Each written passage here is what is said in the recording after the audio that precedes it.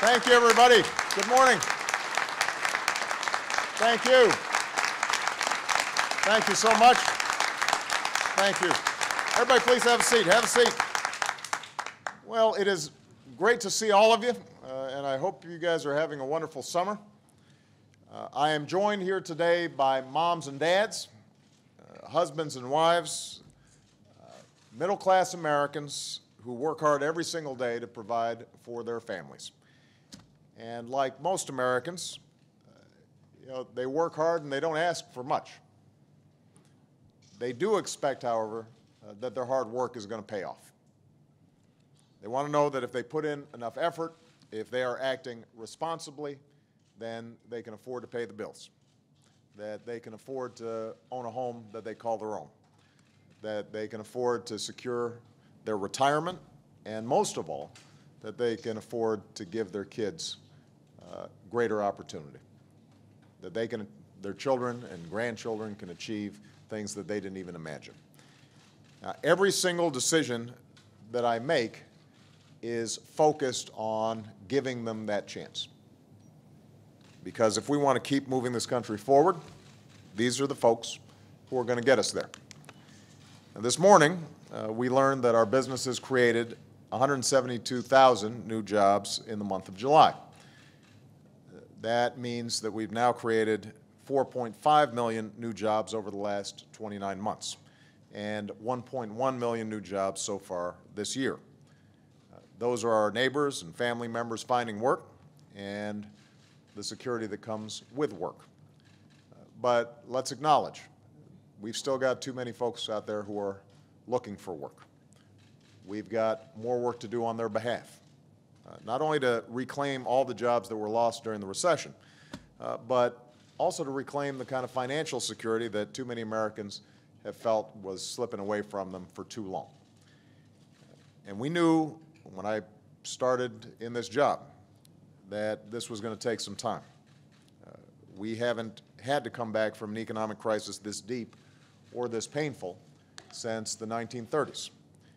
But we also knew that if we were persistent, if we kept at it and kept working, that we'd gradually get to where we need to be. Here's the thing. We are not going to get there. We're not going to get to where we need to be if we go back to the policies that helped to create this mess in the first place. And the last thing that we should be doing is asking middle-class families who are still struggling to recover from this recession to pay more in taxes. Rebuilding a strong economy begins with rebuilding our middle class.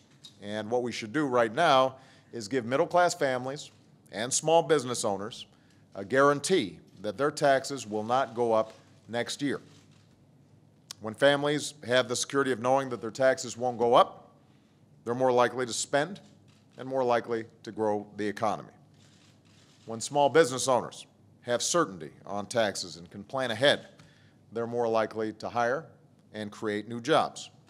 And that benefits all of us. And that's why last week I was pleasantly surprised. I was glad to see the Senate come together and extend tax cuts on the first $250,000 of every family's income.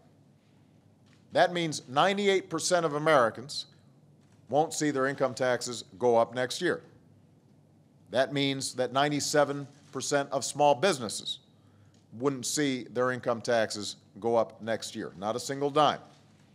That would be important. And that's why it's so disappointing that, so far at least, House Republicans have refused to follow the Senate's example and do the same thing.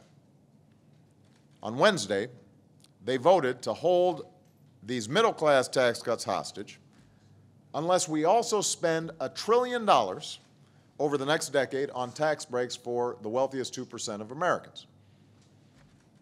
In fact, it's a little worse than that because their plan would actually raise taxes on 25 million hardworking American families by about $1,000 each. So at a time when too many working families are already struggling to make ends meet, they want to give millionaires and billionaires and folks like me tax cuts that we don't need and that the country can't afford, even if middle-class families have to pick up the tab for it. Those are their priorities. And this week, we learned that there are some in the Republican Party who don't want to stop there. An independent, nonpartisan study found that one plan, at least, would give more tax cuts to millionaires and billionaires, and they'd pay for those tax cuts by raising taxes on the middle class, an average tax hike of more than $2,000 for families with children. Now, I just think we've got our priorities skewed if the notion is that we give tax breaks to folks who don't need them, and to help pay for that, we tax folks who are already struggling to get by. That's not how you grow an economy. You grow an economy from the middle out and from the bottom up. And the kind of approach that the House Republicans are talking about is bad for our families and it's bad for our economy. The people standing behind me should not have to pay more just so the wealthiest Americans can pay less. That's not just top-down economics, that's upside-down economics. Instead of the middle class paying more, we should ask the wealthiest Americans to pay a little more, a modest amount, so that we can reduce our deficit and still make investments in things like education that help our economy grow. And keep in mind, we're talking about folks like me going back to the tax rates that existed under Bill Clinton. If you remember, that was when we created 23 million new jobs. We went from deficits to surplus. And folks at the top did well, too, because when middle-class families have money in their pockets, they go out and buy that new car or that new appliance or the new computer for their kids, or they go out to a restaurant, or, heaven forbid, they take a vacation once in a while, and that money goes back into the economy, and businesses do well because they've got more customers. And you know, here's the thing. There are a lot of well-to-do Americans, patriotic Americans, who understand this and are willing to do the right thing, willing to do their part to make this country strong. So, for those of you who are keeping score at home, here's where we stand. We might have a whole bunch of disagreements with folks in the other party on whether it's a good idea to spend more money giving tax breaks to millionaires or billionaires.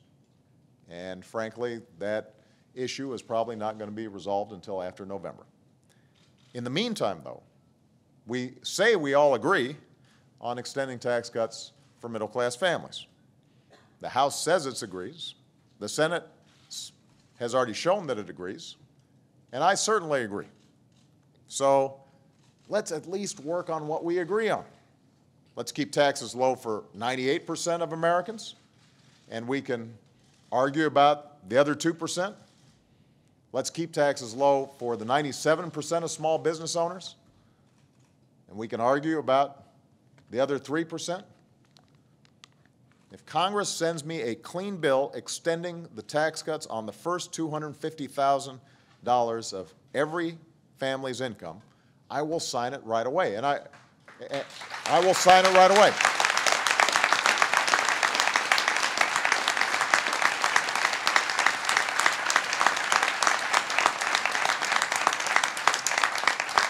There's no reason to wait. There's no reason to make families and small businesses anxious just so one party can score political points. Let's go ahead and give them that guarantee now that their taxes won't go up next year. And keep in mind, just one last point I want to make.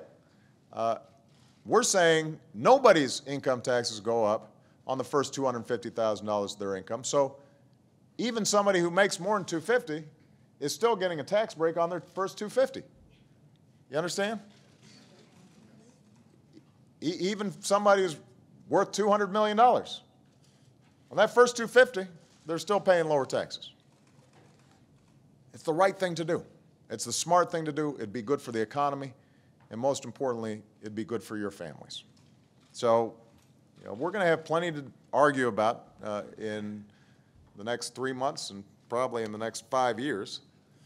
This shouldn't be one of those things we argue about.